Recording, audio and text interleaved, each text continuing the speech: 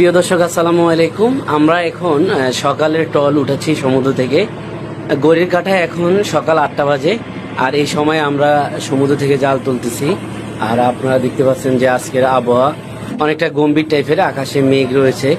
রাত্রে বৃষ্টি হয়েছিল এবং এর মাঝে আমরা গভীর সমুদ্র থেকে জাল তুলতেছি। দর্শক, খুব সুন্দর সুন্দর মাছ এসেছে এই ট্রলে, আপনারা দেখতে পারবেন। তো ভিডিওটা কন্টিনিউ করুন। আর আপনাদের কাছে আমার একটা রিকোয়েস্ট, অবশ্যই পেজটি ফলো করে এবং ভিডিওটি শেয়ার করে দিবেন, লাইক কমেন্ট শেয়ার করে দিবেন। তো দর্শক, এই যে আমরা ট্রলটা উঠাচ্ছি, এই ট্রলটা সকালের ট্রল। আর আমরা এখন যেখানে ফিশিং করতেছি এখানে পানির গভীরতা হচ্ছে প্রায় 60 মিটারের মতো।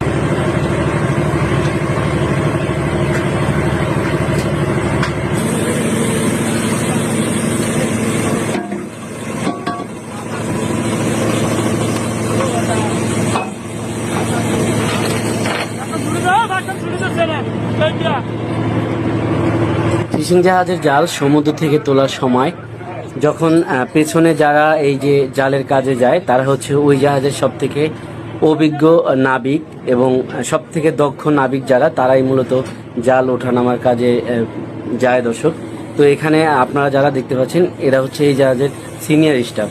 তো দর্শক, আমরা এখন বঙ্গোপসাগরের যেখানে ফিশিং করতেছি এখান থেকে আমাদের যদি কোনো কিনার খুঁজতে হয় প্রায় 10 ঘন্টা আমাদের এই জাহাজটা চালিয়ে তারপরে কোনো কিনারের দেখা আমরা পাবো।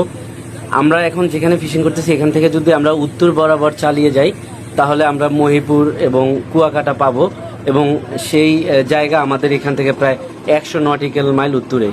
আর আমাদের থেকে পশ্চিমে যদি আমরা চালিয়ে যাই তাহলে আমরা খুলনা বা সুন্দরবন পাবো, এবং আমরা যদি পূর্ব দিকে চালিয়ে যাই তাহলে আমরা পাবো কক্সবাজার। আর যদি আমরা দক্ষিণ দিকে চালিয়ে যাই তাহলে শুধুই সাগর।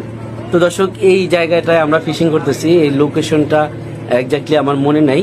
তো অন্য কোনো ভিডিওতে আমরা কোন লোকেশনে ফিশিং করি সেটা আমি আপনাদেরকে দেখাবো ইনশাল্লাহ।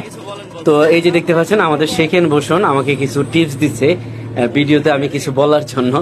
তো দর্শক, অনেক লইটা মাছ জালে গেঁথে আছে। তো আমরা খুব সুন্দর সুন্দর মাছ পেয়েছি এই ট্রলে।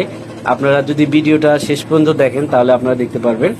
তো অবশ্যই ভিডিওটা কেমন লাগলো এবং এই ফিশিং ভেসেল সম্পর্কে আপনার যে কোনো কিছু জানার থাকলে অবশ্যই কমেন্ট করে জানাবেন।